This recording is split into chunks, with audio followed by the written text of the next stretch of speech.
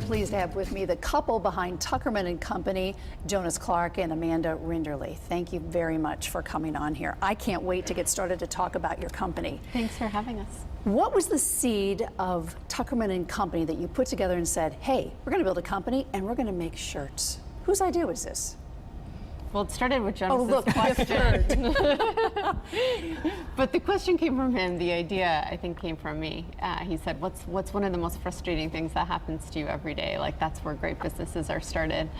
And I started walking through my day, and the first thing I got to is, well, I get dressed for work in the morning, and I'm often wearing a suit and a collared shirt, and there's nothing really sustainable, and it's not well made.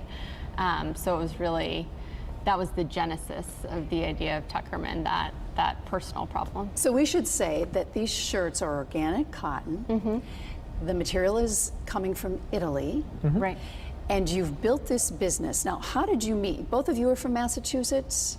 Yeah, just up the valley, up the Pioneer Valley. So we met 8 years ago. A little over 8 years. And we lived in Boston together, and then came down to the New Haven area to go to Yale, to go to grad school there. And just decided to just go to Yale. Yale School of Management. Yale School of Management, yes.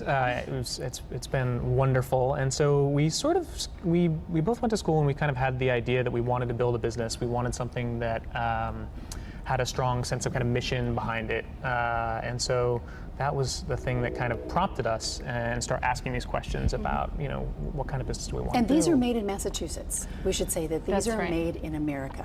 So the mission is what behind a business? What is your mission?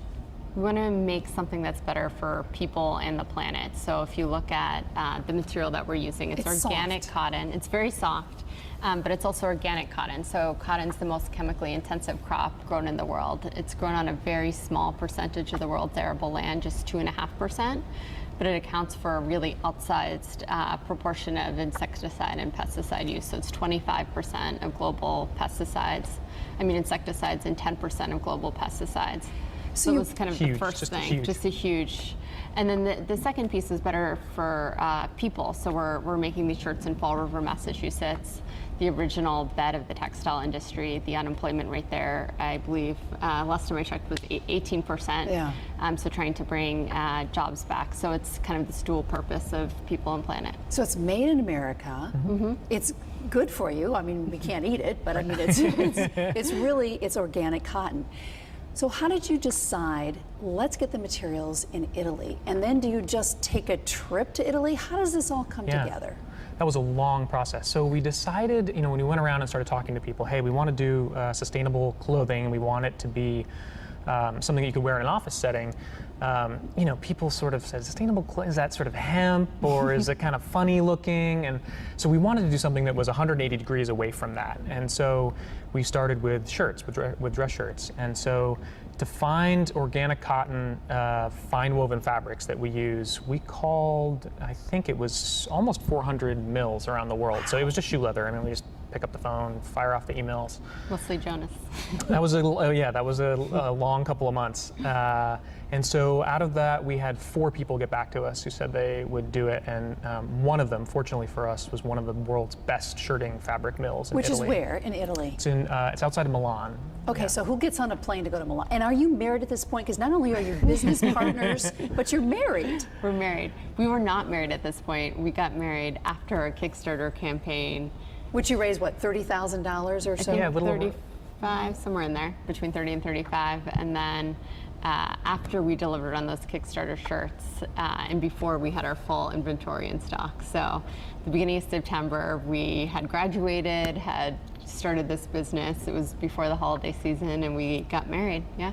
So you're married, you're business partners, you're not fighting too much at this point. No. So far, so good. So who gets on a plane, you said it was Milan, to go see, I mean, you've never done this before, right? Nope. You just walk into this big place and go, okay, we're here. We're here, and then what happens? So they were nice enough to give us a tour. I think they were intrigued by us since we said, hey, you know, we really love your fabrics. They're, you know, the best in the world. Can you do it for us in organic cotton? And so, you know, I think they were kind of like, well, we don't get that question all the time. So I think they were interested enough where they said, you know, come to the factory, we'll give you a sort of a tour. And so it was just amazing. I mean, the thing is enormous. the machinery and the looms were just phenomenal. And so we got. So you saw it being made. Oh yeah. They use spectrometers to make sure that the colors from this batch of fabric to the next batch to the one they make 100 years from now is exactly the same. The color accuracy is all the way like through. that Think of the level things you guys have accuracy. learned. And you've picked how many patterns? 8 to start. So we have a 4 that are core patterns, and then we're going to start rotating in stuff that's a little bit more seasonal, and probably build out our core patterns and also build out some of the more temporary sort of limited edition. And your website is tuckerman.co. That's right. Not com. That's right. Which is That's what right. I did. Very smart. Tuckerman.co. So you Like have Tuckerman and Co. Yeah, absolutely. So you get going on this. How many shirts have you sold in what length of time? Closing in on 1,000. All right. Since May. We ended our. Lost track of time. I know it's been a long 12 months. We closed our Kickstarter campaign on Black Friday last year, and so we delivered those in the winter, that first production run. So it's really, we've only had shirts in stock since June, right? May or June. Yeah, we had some in So March, you're but mostly pinching June. yourself going, okay, we're off and running. Here's the company. We had a Kickstarter campaign. It worked. And you've sold 1,000 shirts. And they're not cheap. These are Right. nice shirts, around $145 Right. or so. That's right. Of that money, there's a lot going on here. There's shipping. There's making the manufacturing of the shirts. There's, Milan, all of this stuff. Where do you think this company's going to go? Do you have any idea? Are you going to stay just with a classic dress shirt? Are you going to branch? What do you think? And for women, you said you're going to have shirts for We're women. going to start doing women's shirts in the spring. We've had a ton of interest from women and think that could be a good fit. Yeah, I think the idea is to, there is more sustainable clothing in the outdoor industry, and there's some that's sort of at the very top end of the high fashion market. There hasn't really been a sort of mainstream but sustainable, mission-driven clothing company yet, one that has serious scale. So I think when we look down the road and you sort of think about the impact that you want to make in terms of switching people from conventional to organic, I think that's where we're headed. But being from business school, we know you've got to do one thing really, really well before you start doing lots of other things. So I think shirts for now, and we'll probably stay in the workwear space for foreseeable future. And you're just online, so these are not Yeah. in stores yet. You have to go to the website to get these, but you might branch out and go into retail, into bricks and mortars. We're exploring it probably with a more limited set of partners, so that people, as soon as people kind of try on the shirts, feel the fabric, they end up loving them and often wanting to order more. But our challenge is just making sure that we can get in front of people and let them see what a great product it is. Hardest part of doing this, what had you ripping your hair out, thinking, what are we doing? Oh, pick For one. other people, for other people that see this and go, oh gosh, I want to do this, but what's tough about this? Obviously getting money. Right. Yeah, I think it's less one specific thing that's a challenge, and just that you have challenges on every front as you're growing, and especially when you're doing things that we had never done production in a apparel factory before, so we were very new at that and made a few mistakes early on, not on the production side, thank goodness, but in terms of lead times and things like that. So there are all these things that happen behind the scenes that consumers don't see, that really require a lot of thought and attention to detail. And so those are the things that you sort of worry most about and stay focused most on day to day. What would you say, Amanda? Would you agree with him? I mean, were you kind of grappling with what color should we pick and what should this look like? What should the shirt? Because you have your buttons are sewn on in green. That's right. I don't know if we can get a shot of this, but I thought that was really neat. Is that a signature? It's a green. It is. It's our signature green. It's the same one in the ampersand in our logo. In the And logo, which is here. Exactly. And so we did that intentionally. We wanted something that was subtle enough that you could still wear it to work and maybe even cover it up with a tie if you had a really important meeting. But just like a little bit of a signal, this is a Tuckerman shirt, it's organic cotton. So that other folks would recognize It's it. a little laid back. I mean, it's a dress shirt, yeah. but it's a little nod to fun. How'd you Exactly. come up with a company name? Actually, that was one of the biggest challenges now that I well, think there about we it. So go. there we go. That We was went up through a pile of them, and I don't know, you probably tell it best. But Jonas definitely saved the day. We were A&J, Public Benefit Corporation, when we legally Amanda and Jonas, incorporated. right? Exactly. And we were having so much trouble finding another name. We were having trouble finding one we liked. If we did find one we liked, we had trouble finding one that wasn't already trademarked by someone else. And so we're like down to the wire. And we're launching our Kickstarter campaign. There's like a month left. You know, we can't get our website up until we have the URL and the social. And I'm like, all right, this is it. This is drop dead. Like, we get a name over A&J. And Jonas comes in, he's like, I have it. It's Tuckerman. And yeah, it was perfect. And it's what is just stuck Tuckerman? ever since.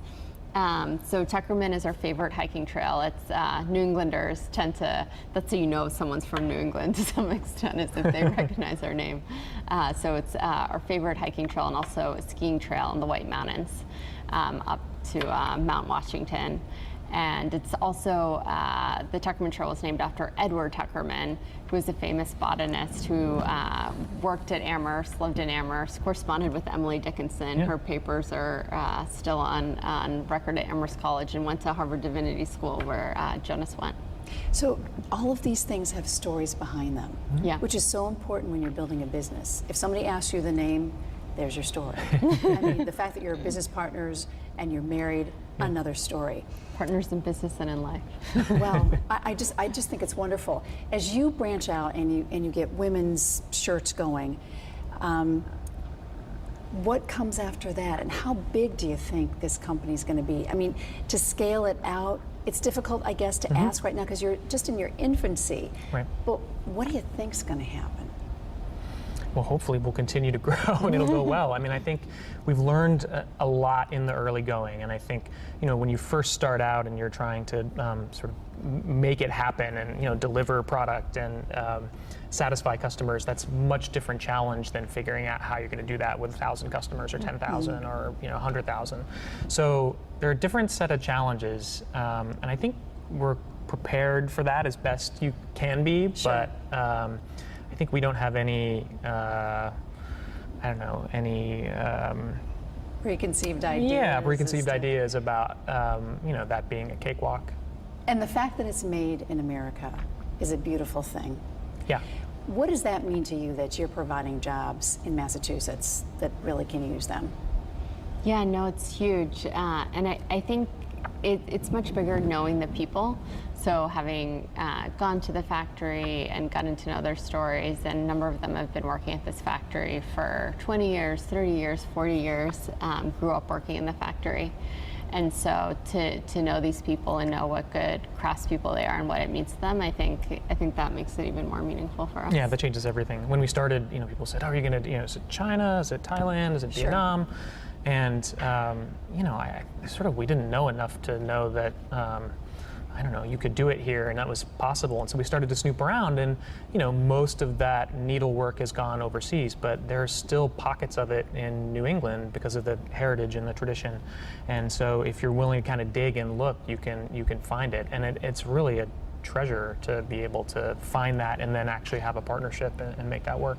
Well, thank you for doing this. I can't wait to see where Tuckerman goes next. Amanda and Jonas, thanks so much for coming on, and continued success. Thank you Thank you so very much. much. You're welcome. It's been a pleasure.